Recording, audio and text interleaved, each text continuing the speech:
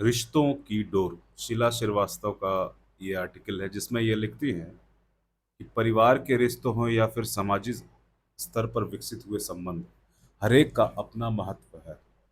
कहते हैं कि रिश्ते हवा की तरह होते हैं और हमेशा आसपास मौजूद होकर सामाजिकता के विस्तार के साथ साथ जीवन को सांसें देते हैं। इसका सहारा ना हो तो व्यक्ति के सामने कई बार भटकाव के हालात बनने लगते हैं।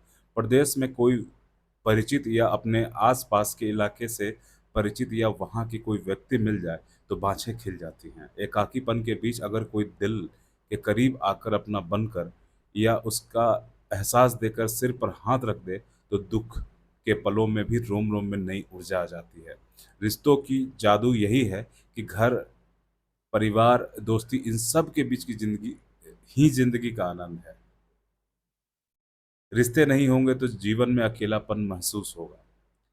हालाँकि एकांत के नाम पर अकेलेपन को महिमा मंडित करने की कोशिश देखी जाती रही है, मगर एकाकी जीवन में उपजा खालीपन कई बार व्यक्ति को खोखला कर जाता है। परिवार के रूप में विरासत में मिली संस्था रिश्तों की पहली पाठशाला होती है।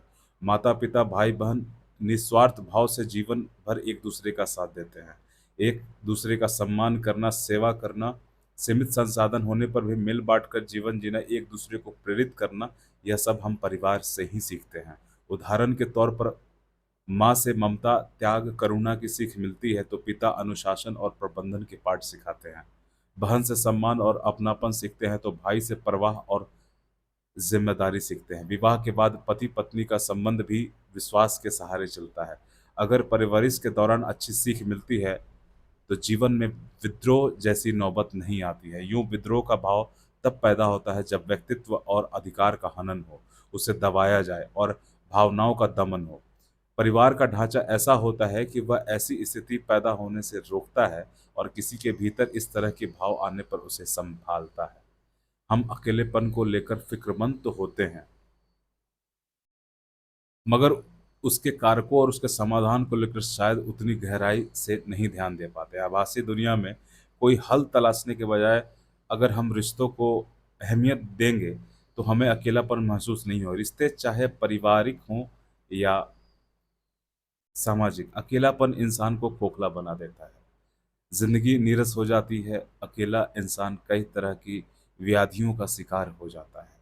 इसमें अवसाद भी शामिल है और इसी अवसाद के दलदल में पहुंचकर कितने लोग मौत को गले लगा लेते हैं। इन परिस्थितियों का सामना करने के लिए हमारे पास रिश्तों की विरासत है।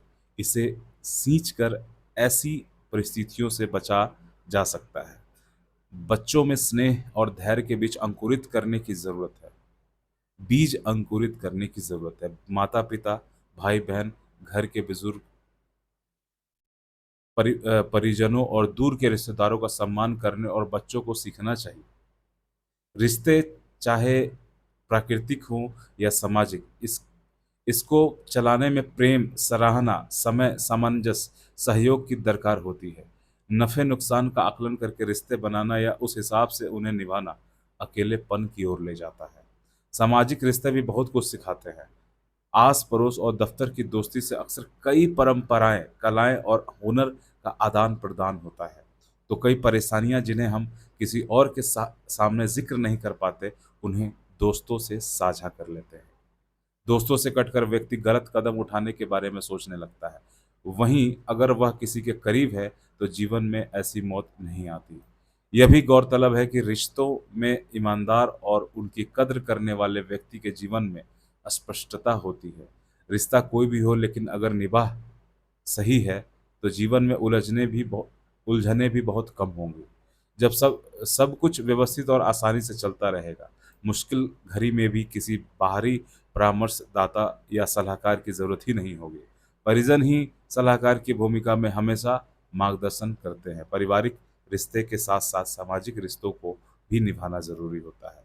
अपने दोस्तों, पड़ोसियों और कभी रिश्ते खराब नहीं करने चाहिए। ज़रूरत पड़ने पर सबसे पहले यही काम आते हैं। दूर के रिश्तों का अपना महत्व है। इन सब की कीमत ज़रूरत पड़ने पर पता चल ही जाती है। मगर रिश्तेदारियों के बीच यह अक्सर देखा जाता है कि दारों में ज़्यादातर लोग कई बार दुश्मनी की हद तक जाकर प्रतिद्वंदिता निभाने लगते हैं। ऐसे में अगर कोई व्यक्ति अकेला पड़ता है, उसे अपने रिश्तेदारों की बजाय आस-पड़ोस के समाज के अन्य लोगों का साथ मिलता है, तो इससे एक नए समाज और रिश्ते की बुनियाद पड़ती है। सहयोग का यह रिश्ता पारिवारिक रिश्तेदारियों से अलग और कई बार बेहद खूबसूरत होता है, जहाँ अलग-अलग पृष्ठभूमि के लोग एक दूसरे के साथ खड़े होते हैं। धन्यवाद।